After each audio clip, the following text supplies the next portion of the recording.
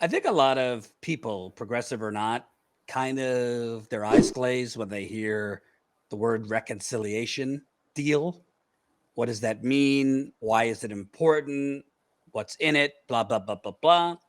Uh, to me, and Jen and I were discussing this before the live stream, to me, put separate two things: the actual 3.5 reconciliation deal, which Colin, if you have that slide from last week, we could tell people what's in it. So the 3.5 trillion reconciliation deal is essentially would be Biden.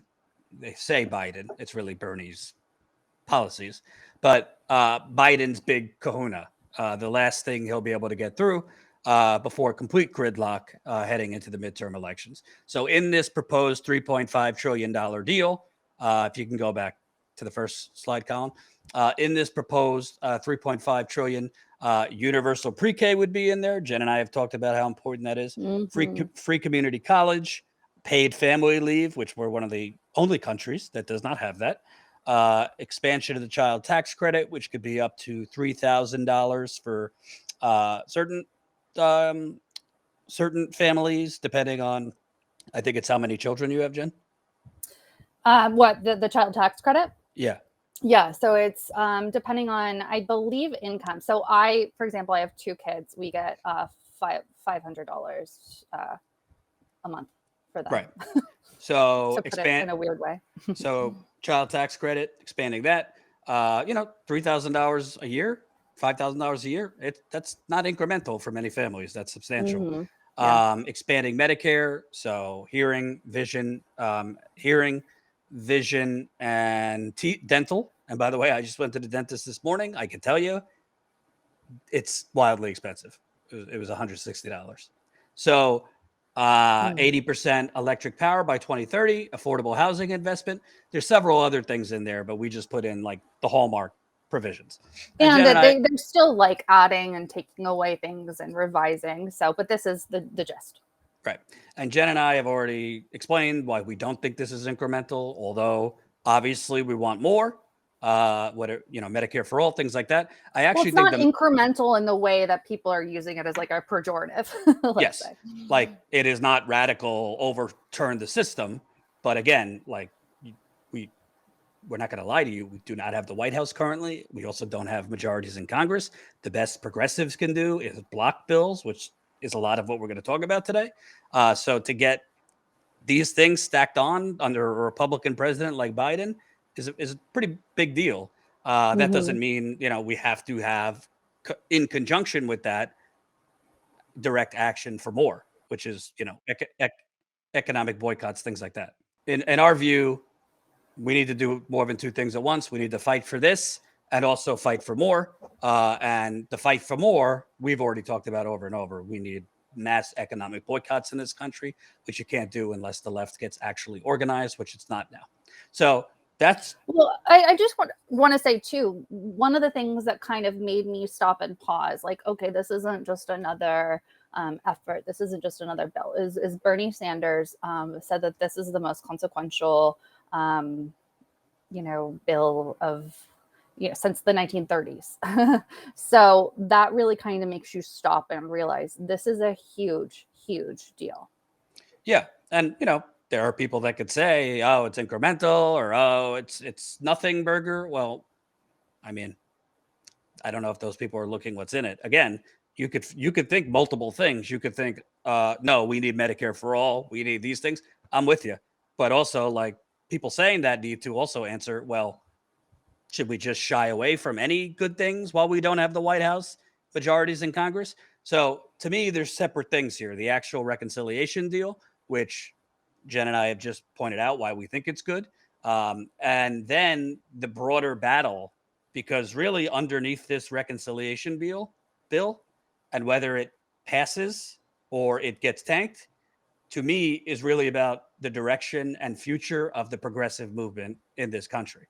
Because right now, and we're going to basically find out over the next week, we will find out if the progressives in Congress, and everybody has a different definition of progressive these days, but I'm talking AOC, Pramila Jayapal, Ro Khanna, Rashida Tlaib, Ilhan Omar, Jamal Bowman, Corey Bush, Ayanna Presley, Rashida, the squad plus. Yeah. We're going to see if they actually are going to exert their power, actually are going to finally put a line in the sand, put their foot down, and say, oh, no, neoliberalism, that's over now. If you don't go through us and you don't agree to our demands, we're going to shut we're going to shut your agenda down. We're going to shut shit down. And that is currently the tussle right now. So if your eyes are getting glazed over or you don't know much or this is all complicated to you, let me just simplify it. And then we're going to play a few clips.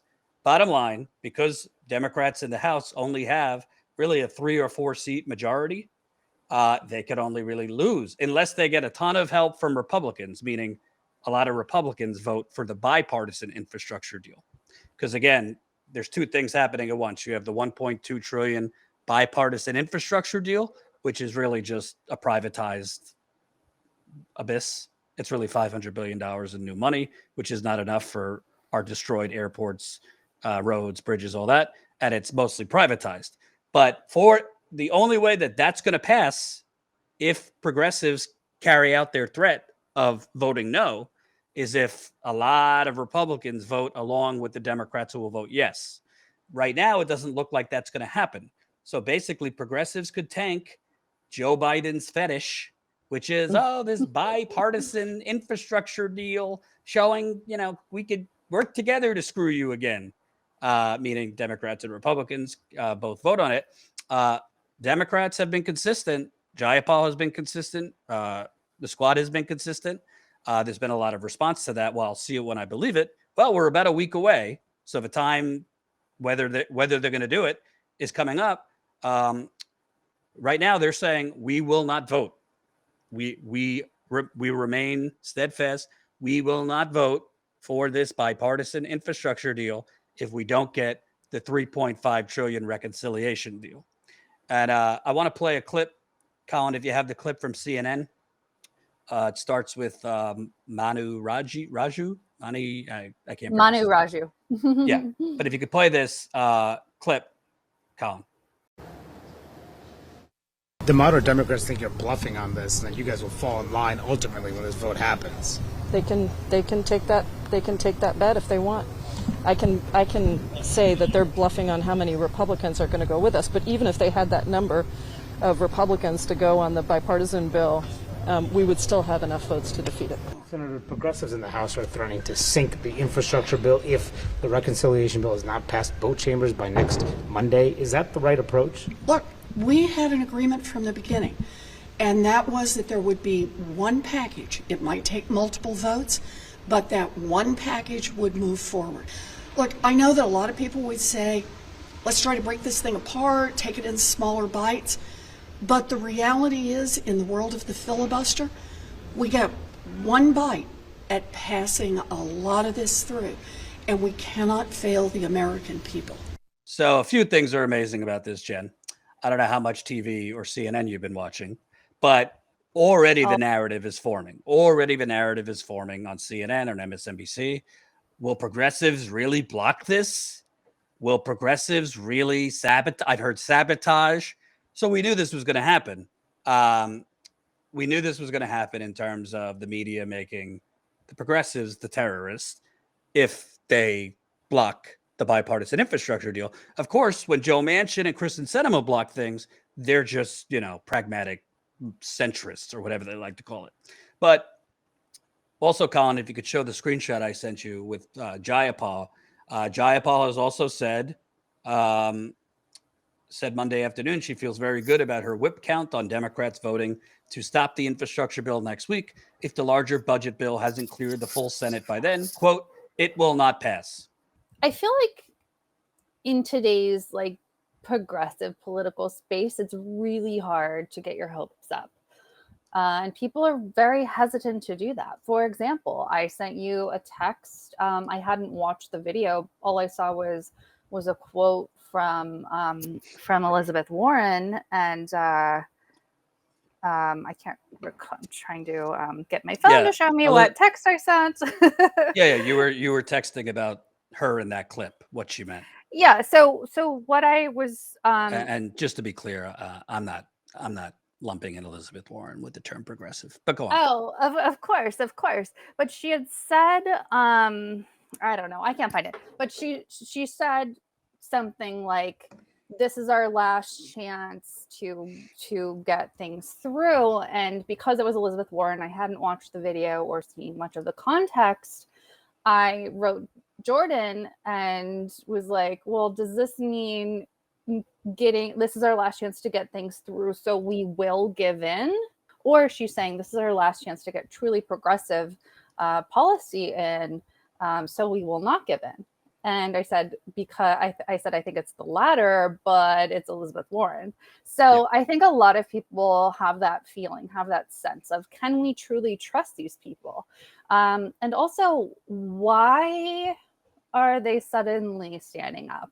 Obviously, it's what we want them to do, but it raises questions of, okay, is something good actually happening? But wait, why are they suddenly taking a stand? And, you know, there are different answers that we can get into and speculate about, but I understand people's hesitancy here.